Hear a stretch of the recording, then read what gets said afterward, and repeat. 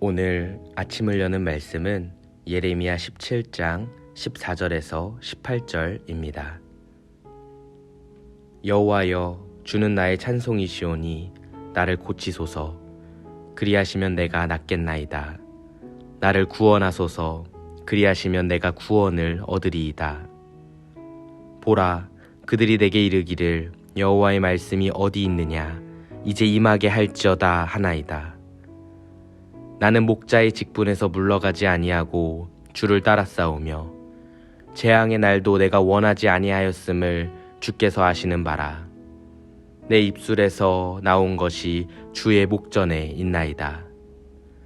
주는 내게 두려움이 되지 마옵소서. 재앙의 날에 주는 나의 피난처시니이다. 나를 박해하는 자로 치욕을 당하게 하시고 나로 치욕을 당하게 마옵소서. 그들은 놀라게 하시고 나는 놀라게 하지 마시옵소서. 재앙의 날을 그들에게 임하게 하시며 배나 되는 멸망으로 그들을 멸하소서. 오늘 본문은 예레미야 선지자가 5번에 걸쳐 하나님께 간구하는 내용 중 3번째 고백입니다. 14절 말씀을 보시면 여호와여, 주는 나의 찬송이시오니 나를 고치소서. 그리하시면 내가 낫겠나이다.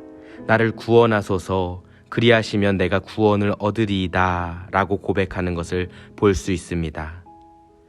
오직 하나님만을 자신의 찬송으로 삼고 세상에 의지하거나 기댈 데가 전혀 없이 하나님만을 그 힘으로 삼은 예레미야의 마음을 느낄 수가 있습니다. 당시 사람들은 하나님만을 사모하고 간구하던 예레미야를 비꼬고 조롱하곤 하였습니다. 특히 사람들은 예레미야가 예언하는 이 심판의 메시지에 대해 대수롭지 않게 생각하며 예레미야를 조롱했던 것입니다. 우리는 이러한 유다 백성의 모습을 통해 아직 이루어지지 않은 희망과 축복에 대해서는 기쁨으로 듣되 다가올 재앙은 비웃고 조롱하곤 하는 인간의 연약한 모습을 발견할 수 있습니다. 사랑하는 성도 여러분, 예언이라는 것은 단지 앞날을 족집게처럼 집어내는 것이 아니라 과거에 주신 말씀의 근거에서 현재의 삶을 보고 미래에 임할 일을 선포하는 것입니다. 말씀을 묵상하면서 혹시 나에게도 이 예레미야의 예언을 대수롭지 않게 여기며 조롱하던 유다 백성의 모습이 있지는 않은지 점검해 보아야겠습니다. 오늘 강단에서 선포되는 말씀에 대해 이 말씀이 나를 향한 하나님의 말씀이구나 생각하는 것이 아니라 대수롭지 않게 여기고 금방 잊어버리며 나 자신에게 적용하는 것이 아니라 다른 누군가를 향한 말씀이라고 생각하고 있다면 어쩌면 우리는 하나님의 말씀에 진지하게 반응하지 못하고 있는 것일 수도 있습니다. 바라기는 유다 백성의 모습이 나에게 투영되지 않도록 영적으로 늘 민감하게 살아가시는 성도님 되시기를 소망합니다. 18절 말씀을 보시면 예레미야는 원수들에 대해 다음과 같이 처신해달라고 하나님께 기도합니다. 나를 박해하는 자로 치욕을 당하게 하시고 나로 치욕을 당하게 마옵소서. 그들은 놀라게 하시고 나는 놀라게 하지 마시옵소서. 재앙의 날을 그들에게 임하게 하시며 배나 되는 멸망으로 그들을 멸하소서.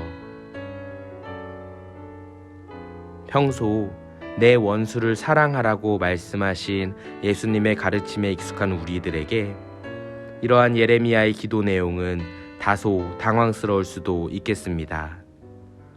하지만 자신의 분노와 슬픔, 절규의 내용을 하나님 앞에 고백할 줄 아는 것은 중요합니다.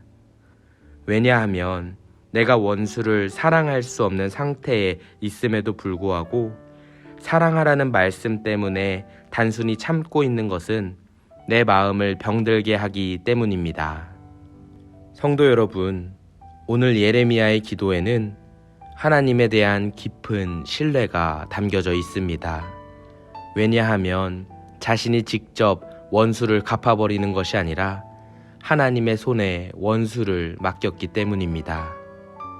곰곰이 생각해보면 우리가 이처럼 기도하지 못하는 이유는 우리가 경건해서도 아니요, 우리의 마음에 사랑이 많아서도 아닌 하나님께 맡기기보다 나 스스로가 직접 원수를 갚고 보복하고 싶기 때문일 수도 있겠습니다. 하지만 건강한 믿음은 내가 도저히 사랑할 수 없는 일을 하나님께 맡길 수 있는 것임을 기억하시기 바랍니다. 오늘 하루를 시작하면서 먼저는 유다 백성과 같이 하나님의 말씀을 대수롭지 않게 여기지 않도록 나의 영혼이 늘 깨어있기를 기도하시길 바랍니다. 또한 예레미야와 같이 자신의 고통 전부를 하나님께 맡기고 사랑할 수 없는 이들 또한 하나님께 맡길 수 있는 건강한 믿음이 있기를 간구하시기 바랍니다. 바라기는 오늘 하루도 하나님 안에서 참된 행복을 누리며 살아가시는 성도님들이 되시기를 기도하겠습니다.